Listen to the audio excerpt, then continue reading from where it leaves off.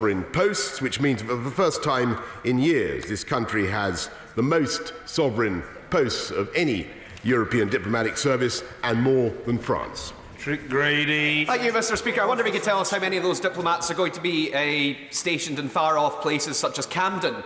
But more specifically, whether he could tell us how many are going to be in Brussels and how much these new unelected Brussels bureaucrats are going to cost the public purse. I should perhaps have said, Mr. Speaker, that is in, those 250 new diplomatic posts are in addition to the 50 extra diplomatic positions that we are putting into our European network. James Duddridge. Mr. Speaker, is there a possibility of using some of the Brexit dividend to further expand our diplomatic posts, particularly in the Commonwealth? Foreign Secretary. My honourable friend, I think, anticipates developments that may be unfolding in the course of the next couple of months, but I don't wish to steal my own thunder, and he'll have to contain his impatience on that. Mike Gapes. Wait till you hear what I've got to say. There will be no Brexit dividend. The question is how we will be able to find the resources to put to these posts around the world where we will have to do more bilateral work rather than less. Isn't that the reality? And isn't the fact that the Foreign Affairs Committee's recent report pointed out half of these so-called improved 50 posts was actually smoke and mirrors? I'm afraid the honourable gentleman is talking complete nonsense.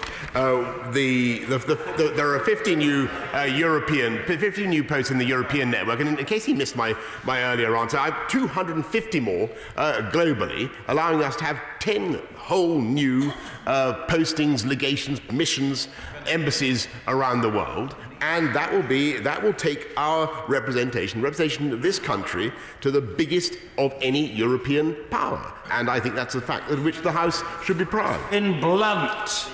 Thank you, Mr. Speaker. I hope those 250 posts may have been partly the product of the continued reports of the Foreign Affairs Committee in the last Parliament about the utter paucity of resources for the Foreign and Commonwealth Office, given the task it now faces in presenting global Britain. How much more money, revenue money, has he been given to fund these posts? I thank, by the way, I thank the Foreign Affairs Committee in all its incarnations for the support that they have given the cause of more money for the Foreign Office, and I can tell him the figure he's asking for is 90 million. Robert Halfon. Thank you, Mr. Speaker. Will my honourable friend recognise this question? Number 8. Sorry. True state. British-Polish relations are excellent and go from strength to strength. We enjoy a strategic partnership that is broad and diverse. The most recent milestone in the relationship was the second UK-Poland Civil Society Belvedere Forum. And if I may, Mr. Speaker, may I just say that we remember with deep respect the Polish citizen who died in Harlow after a violent attack in 2016. Robert Halfon. Thank you, Mr. Speaker. Will my honourable friend recognise the suffering of the Poles from Nazism and communism, their efforts through the extraordinary Warsaw Jewish Museum to build relations with the Jewish community, their prompt action in face of expelling Russian diplomats, and will he do everything possible to build relations with Britain and Poland and encourage our education system to recognise the Polish contribution to the United Kingdom? Mr. Speaker, I wholeheartedly agree with my right honourable friend. We all have the utmost respect for the significant contribution that the 1 million Poles living in the UK make to our society. My right honourable friend has been very supportive of his own local Polish community, and his constituents fully recognise that. And may I say on this occasion, Mr. Speaker, that we would like to thank the Polish government for the full and vocal support that they have shown to the United Kingdom following the attack in Salisbury. Joe Swinson. Thank you, Mr. Speaker. Women's rights are human rights, and this includes reproductive rights. Poland already has some of the most draconian abortion laws in Europe, with illegal and potentially unsafe abortions estimated to be in the tens of thousands each year. This weekend, we saw thousands take to the streets to protest against a further crackdown. What representations have ministers made to their Polish counterparts about these worrying laws, and how is the government promoting reproductive rights, including access to safe terminations, more widely? I recognise what the honourable lady says, but obviously countries across Europe have different laws on abortion, but where they breach the sort of human rights she's describing, we will of course always make representations when we meet ministers from other countries. Mahmood. Thank you, Mr. Speaker. Will the Minister join me in recognise the contribution made by the million Poles, particularly those who served with the RAF pilots and mechanics on the Spitfire in Birmingham, and apologise to the community for treating them, treating the rights of the EU citizens in the UK as bargaining chips during the negotiations around the Brexit exit from the European Union? It is with deep regret that I must say to the honourable gentleman that he belittles the respect we have for the Polish community. I have a significant Polish community in my own constituency of Melton Mowbray, where their contribution during the war remains deeply recognised and appreciated. Daniel Kaczynski. Question number 9, sir. Minister of State. Thank you, Mr. Speaker. The security situation in Afghanistan remains challenging, as recent terrorist attacks have highlighted. It is clear that a political and diplomatic settlement is the only way to achieve lasting, sustainable peace. We warmly welcome President Ghani's recent offer to the Taliban of talks without preconditions. As I made clear at the UN Security Council in January, the UK's enduring commitment to Afghanistan is unwavering. Daniel Kaczynski. Thank you, Mr. Speaker.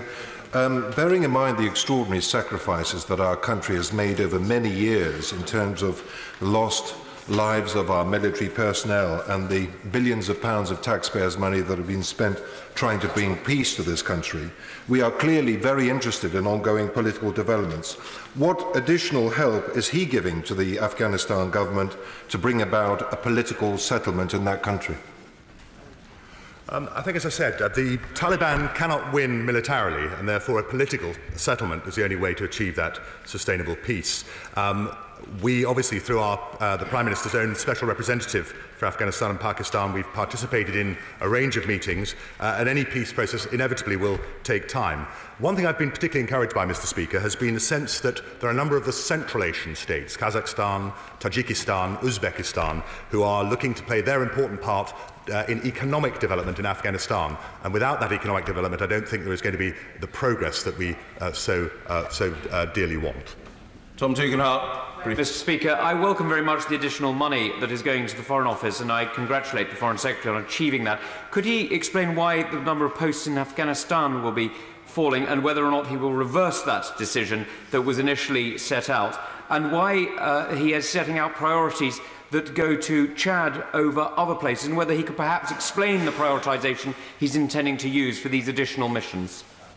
I think it's worth pointing out that obviously when we had thousands of troops in Afghanistan, there was a very, very large diplomatic presence. And yes, it is true to say that that presence has reduced somewhat, although having visited myself Kabul last October, it's very evident that we have a lot of very hard-working diplomats on the ground. The other thing, again, my honourable friend will be well aware of, is that inevitably, because we are ensconced in Kabul, rather than having a presence in Pits of Helmand region, there is perhaps less need for the overall numbers within Afghanistan. But I think it is also important to point out that we are looking across the globe. I look particularly in my own region of places like ASEAN, within the Pacific Islands, where again we work very closely with Australia and New Zealand to try and increase our head count. Number 11, Mr. Speaker. Minister of State. With permission, Mr. Speaker, I'd like to answer questions 11 and 13 together. I discussed Afrin with the Turkish government last week in Ankara and stressed the importance of humanitarian assistance and protection for civilians. We welcome the progress made against Daesh in Syria. However, violence continues across the country and the humanitarian situation is dire. None of these challenges can be sufficiently tackled without progress on a political solution under the UN Geneva process. Conclude.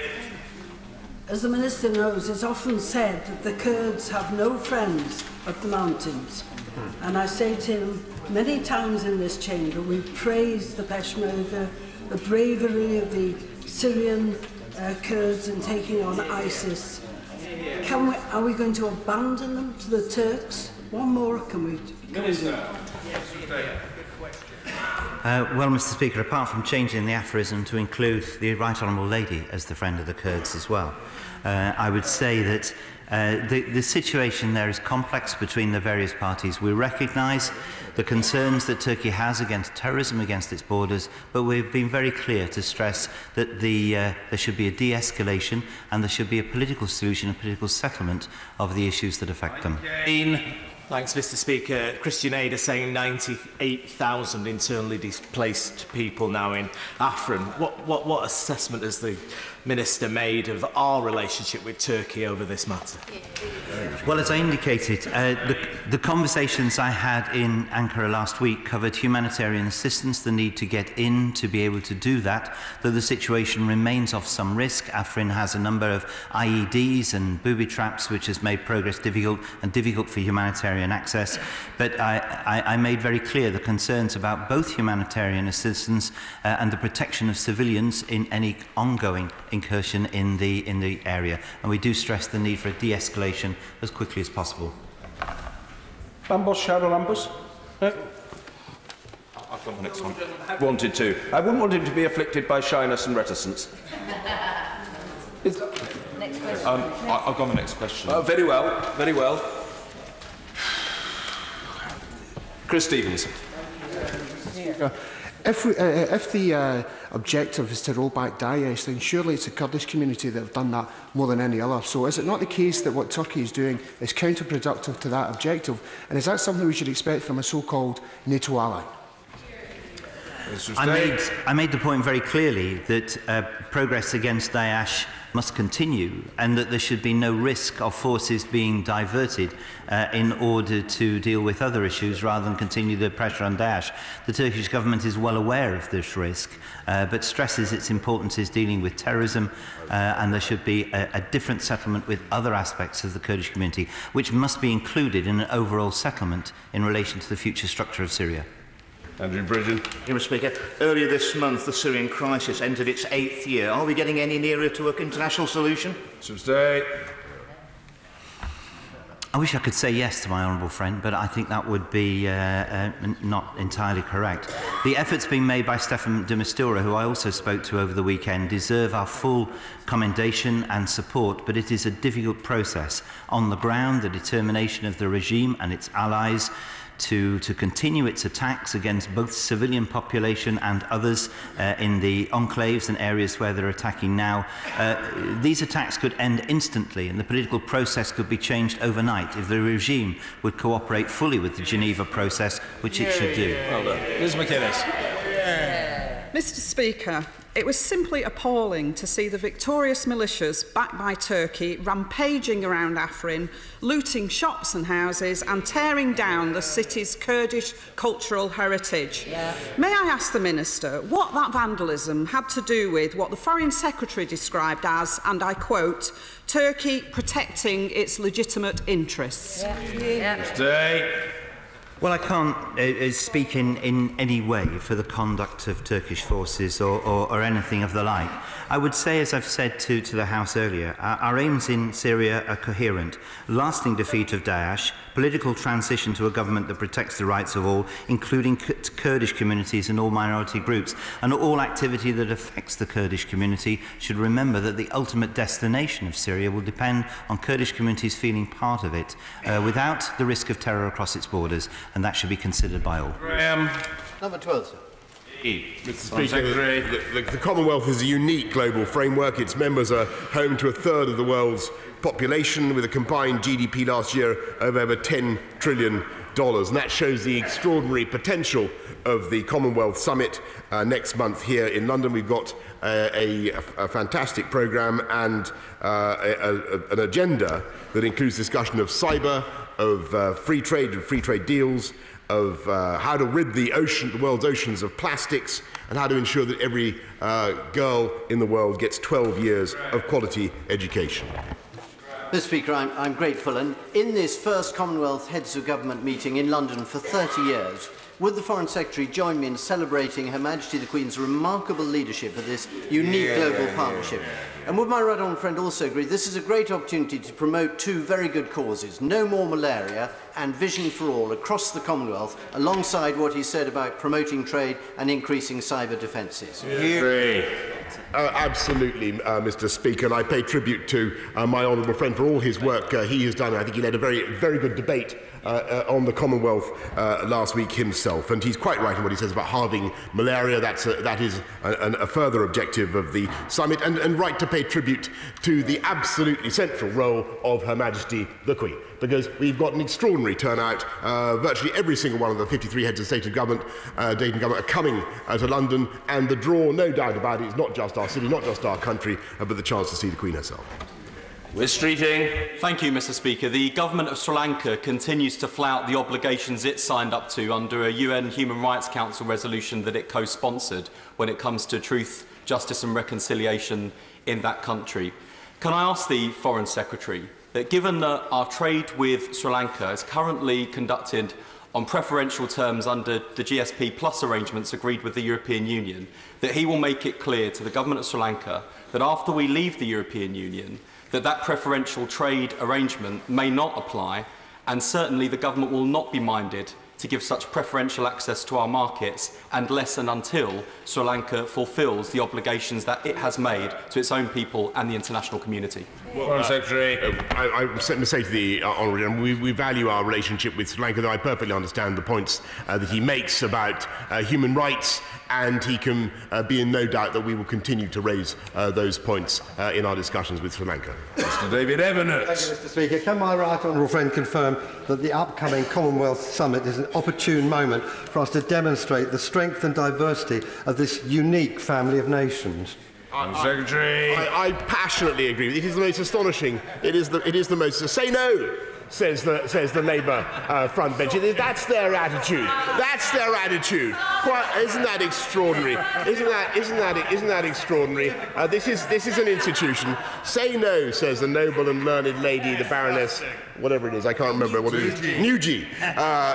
What an extraordinary thing. This is an institution that encompasses 2.4 billion people, some of the fastest growing economies in the world, and we have an unrivaled opportunity to embrace them here in London, and we're going to do it. Order. I don't want to be unkind or discourteous to the Foreign Secretary, but I say on advice as the clerks swivel round to me, two things. First of all, we don't name-call in this chamber. And secondly, I'm dealing with the matter. The right honourable gentleman will listen and benefit from listening.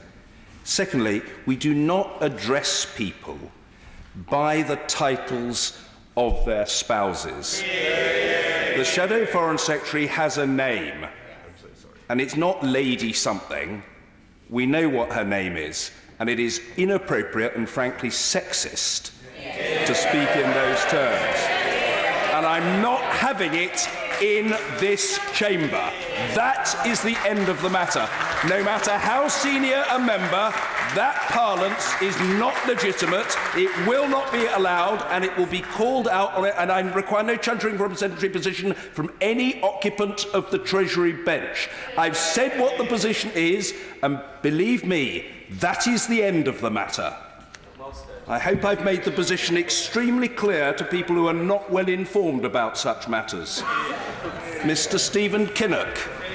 Question 14, sir. Mr. Speaker, can I crave your indulgence just to prostrate myself before you and to apologise for any inadvertent sexism or discourtesy that you may have deemed me to be to have been guilty of, and I heartily tender my apologies to the right honourable lady opposite if she was offended by what I said, and I meant no harm. I meant no harm, Mr. Speaker, and I apologise unreservedly if I've offended the feelings of the right honourable lady. To question number 14, I can say that following the abhorrent chemical attack in Salisbury, the UK government has engaged closely with our international partners on this and other issues, but the holding of sports events and the choice of venues is, of course, a matter for the relevant sporting authorities, in this case FIFA. I thank the Foreign Secretary for his gracious apology, and as far as I'm concerned, if I can use the expression again, that is the end of the matter.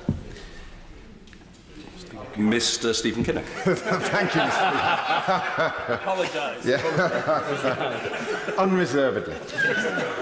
I thank the Foreign Secretary for his response, but the fact is that sport and politics do mix. Who can forget Jesse Owens at the 1936 Olympics in Berlin, or the sporting boycotts of the despicable apartheid regime? Surely the Foreign Secretary sees the profound inconsistency between the very welcome retaliatory measures that our government and many other governments have taken, and us all trotting off to Russia in a few months to provide Mr. Putin with a smokescreen for what he does and how he behaves. Well, Foreign Secretary, Mr. Speaker, there are no plans to boycott the World Cup or to try to get a boycott by the England team, which is, after a matter for the Football Association, not the government. Nor is there any desire to punish England fans. As he knows, there will be no attendance by ministers or members of the royal family, as the Prime Minister told the House on the 14th of March, and as you know, several other countries have decided to put in place the same measures. Maria Caulfield. Thank you, Mr. Speaker. English football fans were targeted by Russian football gangs in the Euro 16 tournament, and many were left with life-changing injuries as a result. And there are concerns that these Russian football gangs have links to President Putin's government. So will the Secretary of State be updating the travel advice to the 10,000 fans planning to travel to the World Cup this summer? Foreign Secretary, I'm very grateful to my honourable friend. I can tell her that the travel advice has been updated so that fans should be aware of the possibility of political tensions between the UK and Russia, and to be vigilant, but above all to stay in touch with us and to look at the Beyond the Ball website. Finally, in this section, John Howe. Thank you, Mr. Speaker. Number 15. Mr. Speaker, promoting access to a quality education is a moral imperative and firmly in our national interest. As a passionate feminist and without a sexist bone in his body, the Foreign Secretary is an advocate for education and has discussed this with the Secretary of State for International Development and the Secretary of State for Education, among others. Be unkind to the Minister, and I know she won't take it amiss. The Foreign Secretary doesn't need to be defended by her, and I know she wouldn't argue with the Chair. She'd come off rather worse. John Howe. Thank you. In Nigeria alone, there is an enormous market for university education through to A-levels. What help is she providing to us to help to tap that market? Minister.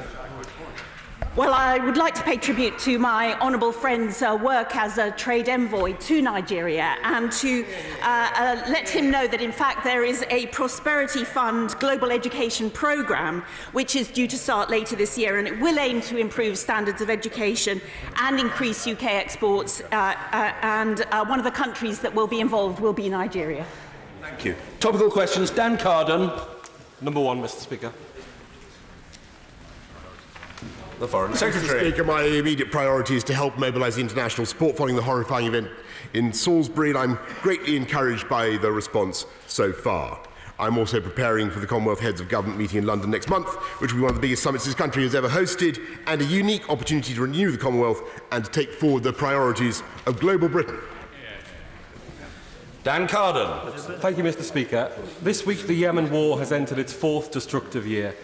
Yesterday, the IRC launched a new report showing the devastating impact of the conflict on Yemen's health system.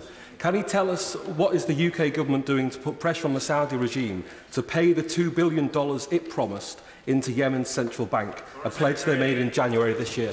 I can assure the honourable gentleman he raises a subject that is at the very top of our concerns in the Foreign Office and across the government as a whole. And we are working with all our friends and partners to try to persuade everybody involved in the Yemen conflict, of course, particularly the Saudis, to try to get to a political process. In the meantime, we've been instrumental in getting the Saudis to open the port at Hodeidah to allow not just humanitarian but also commercial traffic to get in and to relieve some of the suffering that is unquestionably taking place there. But I share the urgency that he feels. Peter Aldous.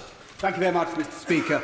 As fishing licences in the UK overseas territories come up for bidding, will my right honourable friend make a presumption in favour of local and UK businesses, which is so important both for sustainable fishing and for maximising the economic benefits to those communities? Mr. Speaker, fisheries licensing is generally for individual territory governments. Only in the specific case of South Georgia and the South Sandwich Islands does the Secretary of State give advice on licensing in respect of foreign policy, and in the last round, 3 of the 6 were given to overseas territories. Stephen Gethins. Mr. Speaker, the Foreign Secretary will be aware of the case of Professor Clara Ponsati, who's been wanted extradition by the Spanish authorities. Does he agree with the principal of the University of St Andrews, who said there are legitimate arguments that Clara is being targeted for standing up for her political beliefs? Minister of State. Mr. Speaker, the issue of a European arrest warrant is a matter for the proper judicial process and not for political interference. Sir Desmond Swain. What does the strength of the Russian reaction say about the influence of the British Council? Foreign Secretary. I think with great respect to my honourable friend, I think I prefer to look at the strength of the global reaction to what Russia has done and the corresponding influence of the United Kingdom on their deliberations. Fabian Hamilton. Mr. Speaker, Tuesday next week will mark 2 years since Nazanin Zahawi Ratcliffe was detained in Iran on trumped-up charges, separated from her young child and thrown into jail. Will the Foreign Secretary say what steps he is currently taking to obtain her release, so she does not spend yet another year separated from her family? Foreign Secretary. Mr. Speaker, as the House will know, there are a number of very difficult consular cases that we have with Iran at the present time, and every effort is being made on behalf of each of those individuals. And all I can tell the honourable gentleman is that at this stage, none of those cases really benefit from public comment at the moment. Alex Shelbrook. Thank you, Mr. Speaker. To my honourable friend, with Chobham coming up, does he agree with me that if Zimbabwe were to hold free and open elections, that actually that would give them a route back to the Commonwealth and indeed free trade agreements with what used to be the breadbasket of Africa with the rest of the world? Well, I can assure my honourable friend that when I visited Zimbabwe recently, that was indeed the message that I was able to convey to the new president. Richard Burden. It's nearly 2 years since the then Secretary-General of the United Nations, Ban Ki-moon, said, and I quote, "The closure of Gaza suffocates its people, stifles its economy, and impedes reconstruction efforts. It is a collective punishment for which there must be accountability." Will the Foreign Secretary or one of his ministerial colleagues tell me who has been held to account for that collective punishment since then, and what specific measures would the UK government support to hold those responsible to account? State.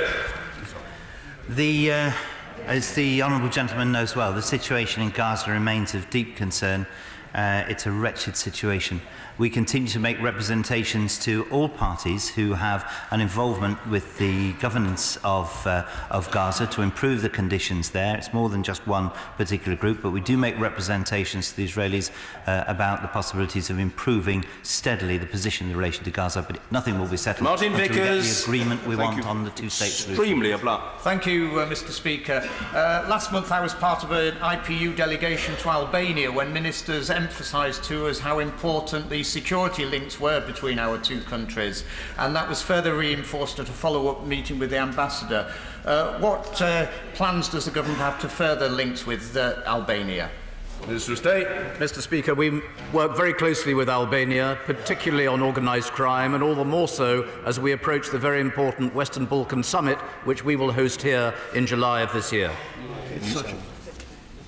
Chris Elmore. Thank you, Mr. Speaker.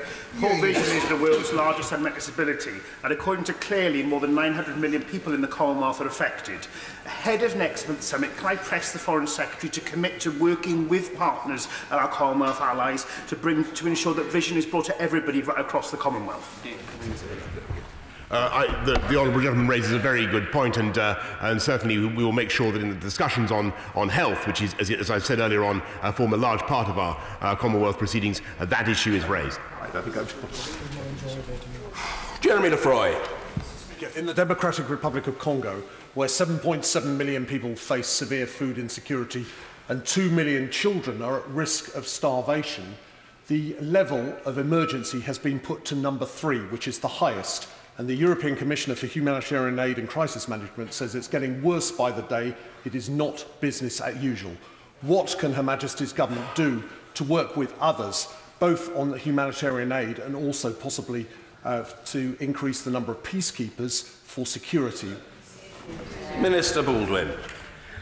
Well, my honourable friend rightly raises the most appalling humanitarian situation, and he will be aware that I think it's the week after next in Geneva that there will be a big pledging conference to raise money for a humanitarian crisis which the United Nations estimates is going to need at least £1.7 billion worth of aid in the coming months. Thank you, Mr. Speaker. Last night I returned from Pakistan, where I met with the Prime Minister and the President of the Azad Jammu Kashmir.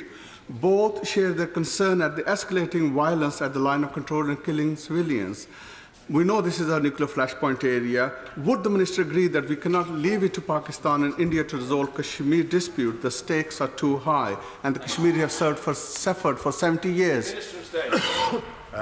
Thank you. May I thank the honourable gentleman, and I was at the Pakistani National Day celebrations at the weekend as well.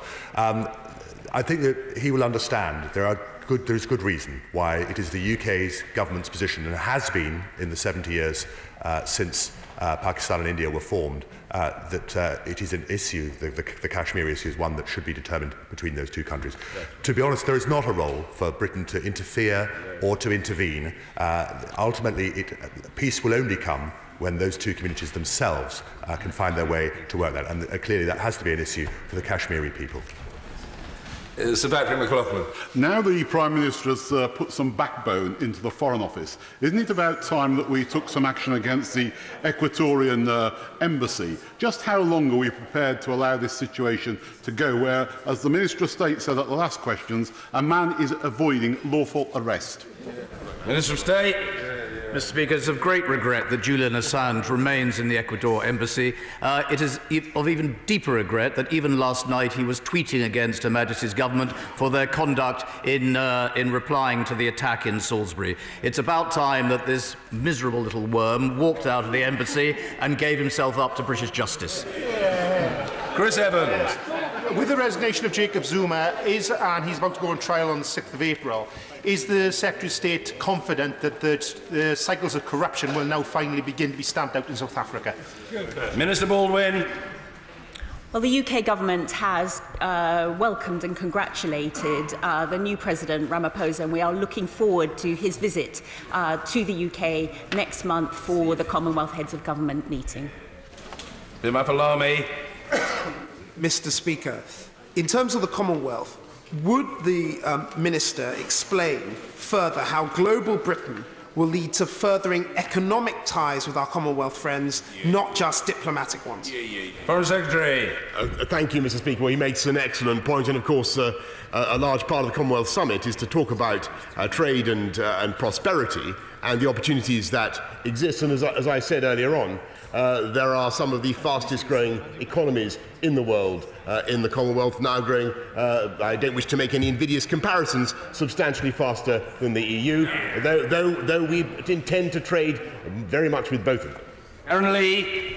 Mr. Speaker, in the 2 years before President Sisi came to power in Egypt, only one person was executed in Egypt, and in the 4 years since, his military tribunals have executed more than 100 people. Can the Foreign Secretary remind the House why he said last year he wanted to be a champion for President Sisi? Minister of State. I think we continue to engage with a significantly important country in the region. Human rights forms part of the dialogue with Egypt at all times. Internal matters are a matter for them, but I can assure the Honourable Lady that the relationship has to be strong in order to deal with exactly the sort of issues she raises. Andrew Bridgen. Will the Secretary of State join me in reiterating that the issues this House and the international community have with Russia are with Putin and his cronies, not the long-suffering and hard-pressed Russian people who are victims in this themselves? My honourable friend makes a very, very important point, which is made repeatedly by members across the chamber, but cannot be made often enough. Our quarrel is not with the Russian people. We hold out the hand of friendship to the Russian people. They are not ringed with enemies. Our dispute is with the Kremlin as it is currently managed and the currently disruptive manner of Russian policy. Thank you, Mr. Speaker. As my honourable friend has said, that yesterday was the 3rd anniversary of the rising escalation of conflict in Yemen, and the rainy season is almost upon us. Yesterday, UNICEF warned that another cholera outbreak is impending, and they're bemoaning the fact they're having to spend valuable time negotiating with warring factions to get vital vaccinations and medicines to the people whose lives they could save. Can the Secretary of State reassure us he will use all his diplomatic effort to ensure vaccines get to those who need them? Minister of State. I think it might help if I said, firstly, I keep speaking to WHO in relation to the availability of vaccines, and I think we're pretty confident the vaccines are there. I also spoke yesterday to UNICEF about the ability to get them through. We're pressing for the consolidated plan they need to do this. There is a conference in relation to Yemen coming up very shortly, but we press every day to make sure the cyclical issue of cholera is indeed dealt with. Stephen came in, so. James Cleverly. Thank you, Mr. Speaker. The Trade Out of Poverty APPG, which I co-chair, is soon to release a report on trade and investment intra-Commonwealth. Will he read that report and champion that agenda at the forthcoming Chogham Summit? He makes an excellent point, because the job of the Commonwealth Summit is not just to promote trade between the UK and our 53 Commonwealth friends. It is, of course, to promote intra-Commonwealth trade, when that is where some of the biggest opportunities lie. Nick Thomas-Symonds. Thank you, Mr. Speaker. This petition was handed to me by constituents, calling on the government to do more about the plight of the Rohingya people. I know the Foreign Secretary has met Aung San Suu Kyi recently, but what further steps does the government intend to take to try and deal with this appalling human tragedy? I can tell the honourable gentleman that our efforts have been directed at building an international consensus to ensure that there is a multinational, multilateral body to give the Rohingya refugees the confidence and the security they need to make a safe, dignified and voluntary return to northern Rakhine. Daniel Kuczynski.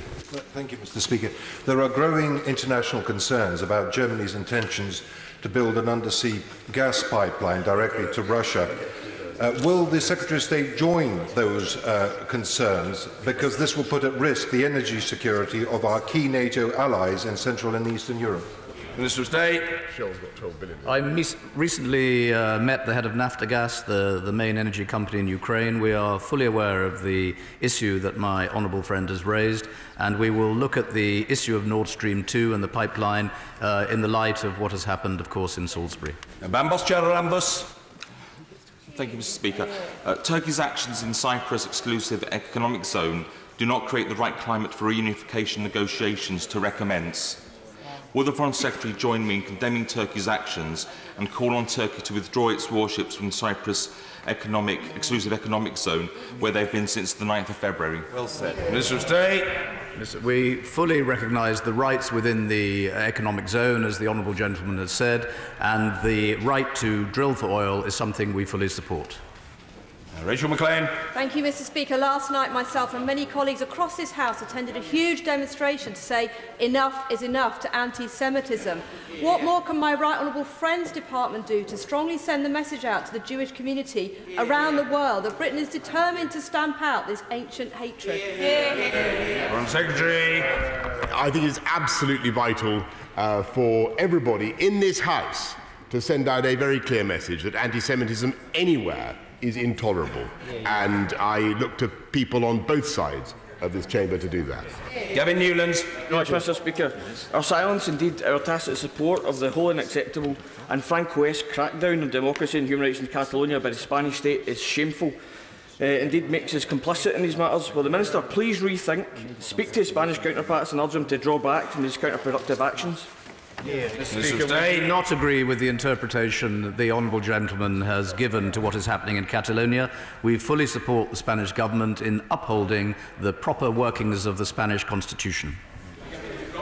Thank you, Mr. Speaker. Can I ask the Foreign Secretary if the matter of refugees and the global refugee crisis will be on the agenda for next month's Commonwealth meeting? We will, of course, be discussing refugees and the refugee crisis. Peter Grant. Thank you, Mr. Speaker. This week we learned that Spanish secret police have been operating in several EU countries. The Foreign Secretary and the Prime Minister have referred not to the expulsion of diplomats, but to the expulsion of spies and intelligence officers. So can the Foreign Secretary tell us, to the government's knowledge, how many foreign powers currently have spies, intelligence officers or secret police agents operating in the United Kingdom? Foreign Secretary. I invite the honourable member to speculate himself on the answer to that question, because we do not discuss intelligence matters. Thank you. Finally, Alex Norris. Mr. Speaker, last month, Impact's audit of the Qatari Supreme Committee, which is responsible for the World Cup, highlighted significant positive progress in areas relating to workers' rights. Could the Minister tell me what efforts the British Government will be making to support further progress and promote its spreading to neighbouring states? Mr. Speaker, I happened to see the Qatari organiser of the World Cup just a couple of days ago. They have an impressive presentation of what they have sought to do to improve not just workers' rights but welfare in relation to workers, not just now but looking forward to the final construction phase. I think concerns have been well expressed, but my sense is that the Qatari system understands this very well and is working very hard to make sure it produces a good World Cup and a safe World Cup. Thank you. Order. Statement, the Secretary of State for Transport. Secretary Chris Grayling.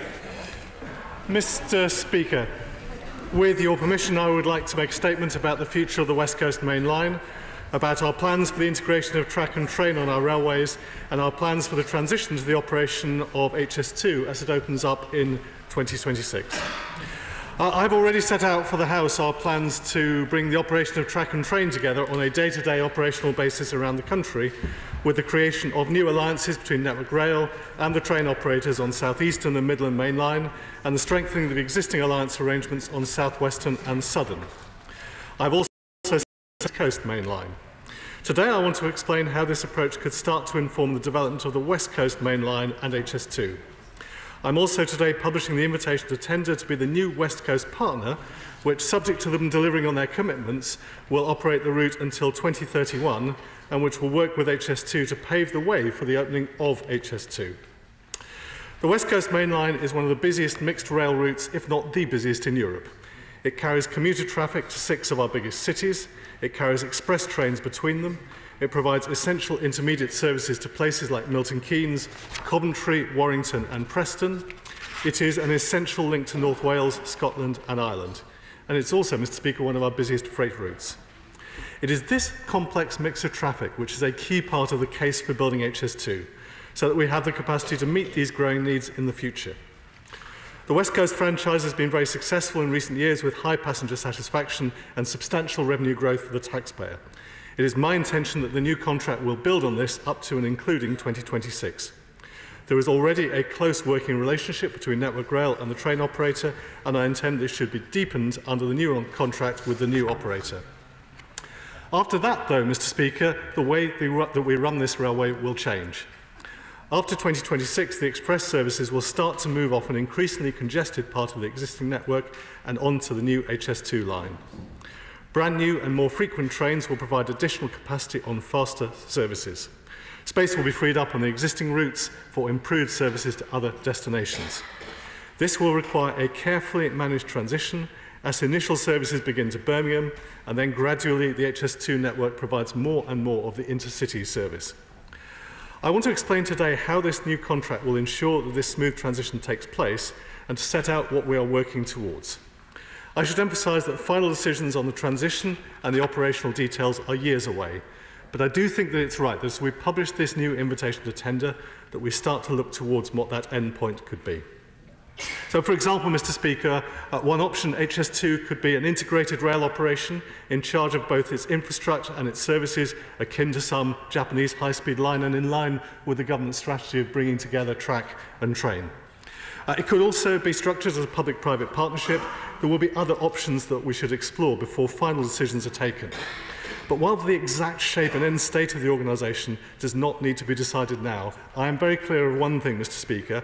I want HS2 to become a strong British organisation, potentially capable of not just building but also operating a successful railway here. It should also become a strong international champion for the United Kingdom, in the way, for example, Mr. Speaker, that the organisation that runs Manchester Airport has. Manchester Airports Group is a strong and effective public-private partnership organisation that has expanded in the UK, running first-rate operations in the UK, but is also now doing so internationally. It's proved itself effective at managing major projects and delivering good customer service. Today's announcement is not about creating a long-term organisational model for HS2, though. As we get into the 2020s, we will need to prepare for the introduction of services. So through this new arrangement, my department is paving the way for that introduction. The winner of this new competition will help design the new HS2 services and develop a new customer offering to take advantage of 21st century technology, to revolutionise the way we travel on high-speed rail, and to provide input to my department and to HS2 Limited. They will run the existing West Coast Main Line services until HS2 passenger services are introduced. After that, they will continue to run successor services on the West Coast Main Line until 2031, albeit to a different set of timetables and priorities, with a refocused service aimed at those intermediate locations. During the period between now and the start of HS2 services, they will also help plan the introduction of the express trains to the new line, the move from one line to the other, and they'll help put in place all the customer-facing resources needed to deliver an excellent service on day one. If they perform strongly, they will also operate on behalf of HS2 services for a limited period after 2026. During this period, my department will be closely involved with operations to ensure that the envisaged connectivity benefits of HS2 are realised. What the contract also includes, Mr. Speaker, are a number of safeguards such as restrictions on branding, transfer of intellectual property and collaboration requirements with HS2, which means that while we will harness the innovative thinking of the private sector, no one bidder will be able to create something that only they could run in the future. During this period, the operator will also work with the department and HS2 to consider the options for that end state, including what would be required to make the transition to having fully integrated operations to be undertaken by an eventual combined organisation. This short-term arrangement will be very similar to the modus operandi that will be operating on Crossrail next year after it formally begins services as the Elizabeth Line for Transport for London. Throughout this period, the new operator will also deliver a high-quality experience for passengers and continue to drive growth on the existing West Coast Main Line. Passengers will benefit from enhanced compensation for delays of greater than 15 minutes, simpler to understand fares and ticketing, and the introduction of an accessibility panel to advise on all aspects of how this railway is operated. It's really important, Mr. Speaker, to ensure that all passengers are placed firmly at the heart of all planning decisions. So essentially, Mr. Speaker, what I'm setting in train today for the West Coast Partnership are plans to keep industry-leading services on the West Coast until HS2 enters operation, to ensure that the first HS2 services are delivered with the help of an experienced operator that's been working hard to plan for their introduction, and to use this approach to help inform decisions on what the final future shape of the organisation should be. I believe that this is the best way of ensuring a smooth transition to what will be an exciting new future for our railways, and I commend this statement to the House. Rachel Maskell. Thank you, Mr. Speaker, and I'd like to thank the Secretary of State for advance sight of his statement. I'm perplexed at why the Secretary of State has come to Parliament to announce a set of administrative arrangements. There are so many pressing issues that the Secretary of State should be bringing to the House about rail, not least the promise to come back to the House about future arrangements on East Coast, which was due, of course, weeks ago, rather than announce invitations to tender for rail franchises. If this House spent all the time looking at every franchise, we wouldn't get through any other business. His statement is simply thin gruel. Once again, it sets out vague aspirations and possible options. Yet again, it's evidence that the government won't set out a strategic direction, but instead just delegates decisions to the private sector. There are huge questions about the recent history of track and train alliances. It did not work on the South Western Railway. It failed. Why will it be any different under this partnership? Today's announcement about an announcement is setting the course of the government's real prioritisation, and that is privatisation of the infrastructure. A partnership between some private company, but extending their grip into the infrastructure too. Why would the Secretary of State bring the profit motive back into safety-critical parts of the railway? We must never forget why Labour brought Railtrack back into public ownership. It was for the safety of the great British public. None of us will ever forget the past on these benches and how private profit was the objective. And with private, we know the objective is for money into the shareholders' pockets, not to invest in the public. This is why, more imperative than ever, is Labour's plan to rescue the railways and bring it back into public ownership. The public demand it. Labour would never take such risk with public safety nor with public money. Last month's supplementary estimate report said the DfT rail revenue from train operators was down nearly 250 million this year and needed a Treasury bailout of 60 million. Hardly evidence for a system working, is it? Franchising has completely failed. 13 direct awards and extensions to contracts. The West Coast, however, is the jewel in the crown of the rail network, where the Labour government spent $9 billion upgrading it. Now the Secretary of State wants to flog off the family silver before it's even in public hands. The UK railway has the best safety record in Europe. Will his plans guarantee this excellent safety record? The UK Railways safety record has been based on a rigorous risk management system. How will these plans ensure that risk management approach will continue across the whole network? Isn't this a return to the bad old days of Railtrack? And of course, the railway is about growth of our economy, and he is even handing over the responsibility for the economy of the North to these private companies. No wonder people don't believe in the Northern powerhouse. And why won't the Secretary of State do what the last Labour government did in 2009 and take this franchise back into public ownership, the best way to preserve taxpayers' money and public interest? Labour's integrated public rail will benefit the economy, the environment, the Treasury and the public. We look forward to the right to run our railways again. Secretary of State. Well, Mr. Speaker, it's the first time I've been told off for being informative to the House about what we're doing. We're publishing today what will be a pathfinding franchise agreement that will pave the way for Britain's most expensive and most substantial new railway for more than 100 years. And I'm explaining to the House how we're approaching the issue of making that transition. This doesn't seem to me to be something I should not be informing the House about. Well, I'm always surprised in this place, Mr. Speaker. The trouble is with the party opposite. They just think everything private is bad.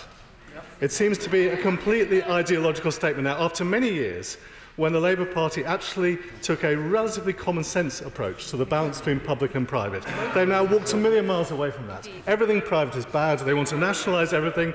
They want to drive investment out of this country. If you take one example, Mr. Speaker, they cannot explain to us in their plans to renationalise the railways, what they would do with what by then will be £19 billion approximately of privately owned trains on the network. All the new trains that are coming now, all the new trains that are being delivered in the future, privately owned. Where's the money coming from to pay for those? And where will the money come from to pay for the new trains in future? No answer at all from them on any of that. She talked about safety. The Honourable Lady talked about safety. Safety is paramount in this country. We have an excellent regulator. We have an excellent Chief Inspector of Railways who does a very effective job, in my view, of keeping both the private and the public sector on the railways, keeping their feet to the fire to make sure we maintain safety standards. That's something that will continue for the future. She asked the question about the Northern Powerhouse. Well, Mr. Speaker, if you look at how little investment took place in the railways in the North when Labour were in power, we are replacing every single train in the North.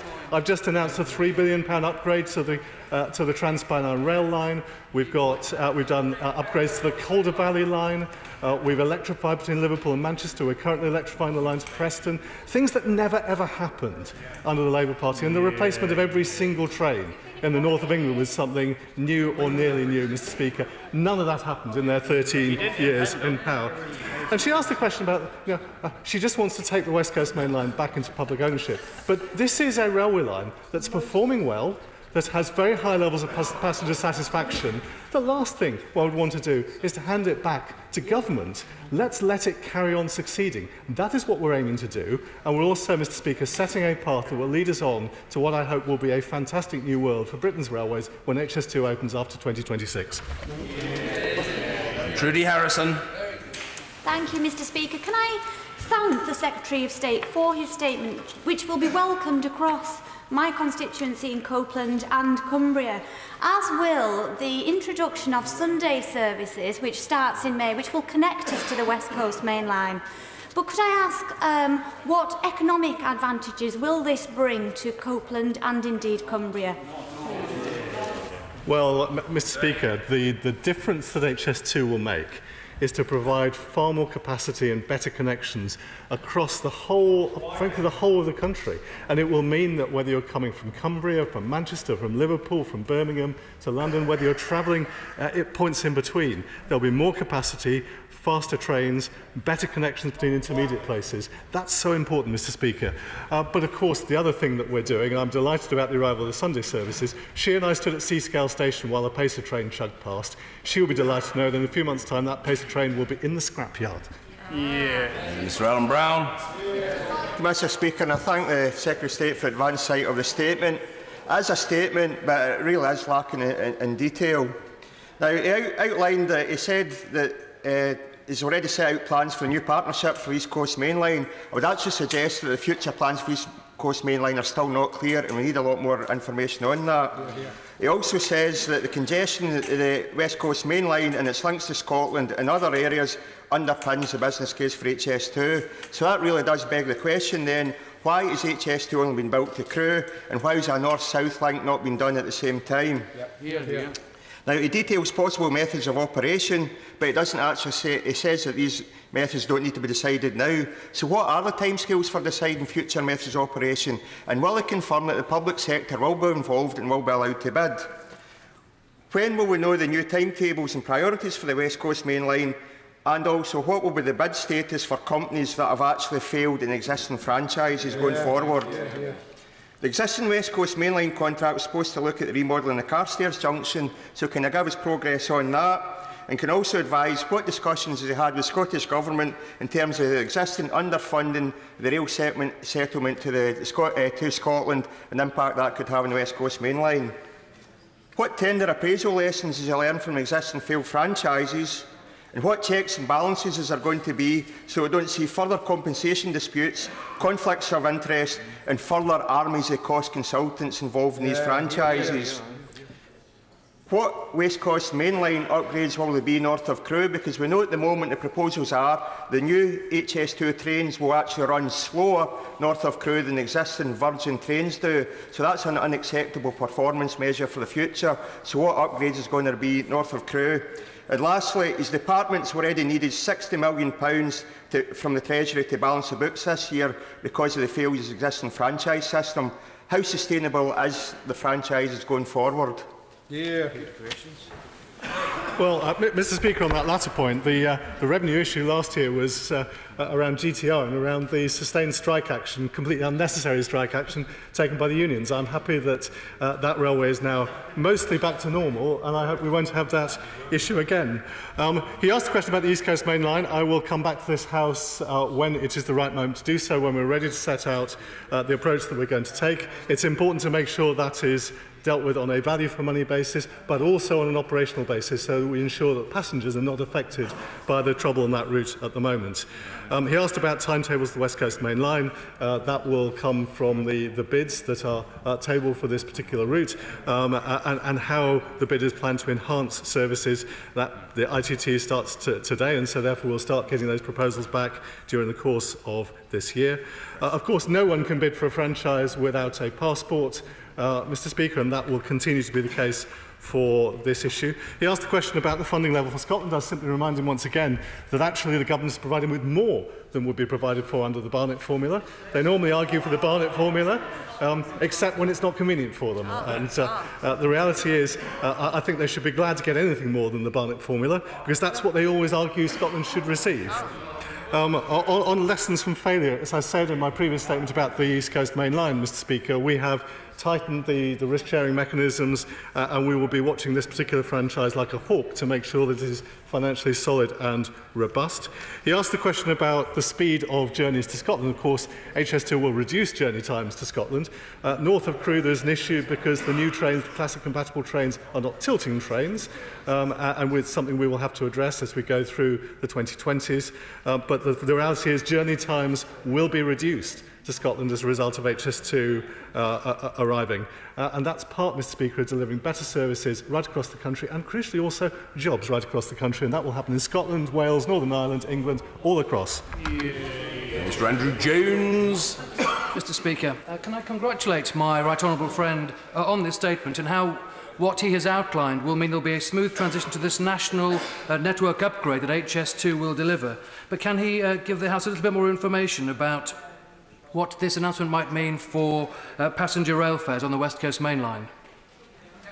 Mr. Speaker, I think it's really important that HS2 does not become a premium service that today's passengers cannot afford to travel on.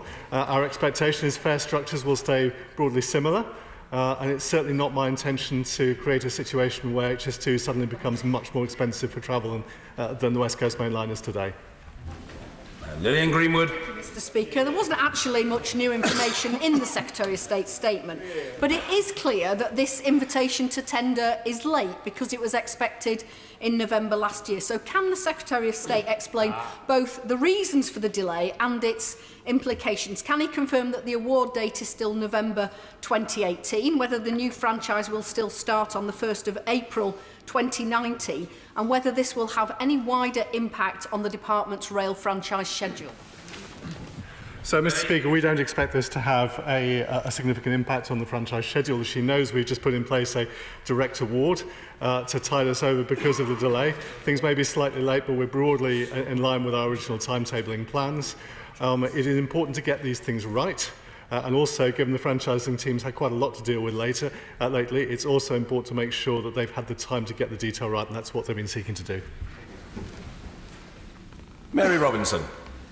Speaker, and I'm grateful to my right honourable friend for the statement. As these plans proceed, would you be able to explain further how the economy of the North West in particular will benefit from this improved connectivity, and in particular around the airport, the hub at Manchester Airport, and how that will be improving the economy for Greater Manchester Airport, Greater Manchester area as well? Thank you. Well, I think that the hub around the airport is going to be particularly important, and it's something very much on my mind as we develop Phase 2B of HS2 and also move towards the development of Northern Powerhouse Rail, where there must be a strong connection with the airport. But of course, the other benefit of the investment that lies ahead, Mr. Speaker, is simply in creating the space for more commuter services around Manchester. I know there are significant congestion issues. I've seen some of them in her constituency. We need to provide better commuter services into Manchester and indeed Birmingham, Leeds, London, and that's one of the things HS2 does by taking the existing express trains off the existing routes. Dennis Skinner. Is the Secretary of State aware that if there are no changes to the HS2 proposals as they go through Derbyshire, there'll be 1,000 jobs lost at MacArthur Glen, not far from South Normanton, and there will be more than 30 houses knocked down at Newton in my constituency? Now, I have been working with these people at Newton in order to find alternatives. And will the Minister meet the Newton people with a view to seeing whether there are any decent proposals for tunnelling rather than knocking the houses down, and to ensure that the jobs at MacArthur Glen are saved. Will he give us that assurance here today so that I can make arrangements with the Newton people to come and take part in these discussions? Mr. Speaker, I mean, the first thing to say is that as I've said all the way through, it's not possible to do something on this scale without having an adverse effect somewhere. But we will always do our best to minimise the impact of that. We'll also always be willing to have a dialogue with members from across the House about that situation. So yes, of course, I extend the openness to have that dialogue. I also want to try to make sure that we do not adversely affect centres of major employment. So either the Minister or myself will happily pursue that conversation with him. Jeremy Lefroy. Mr. Speaker, currently Stafford and Stoke have direct high-speed services to Liverpool and Manchester respectively. However, the HS2 proposals are that they will end, the high-speed HS2 services from Stafford and Stoke will end at Macclesfield. We will lose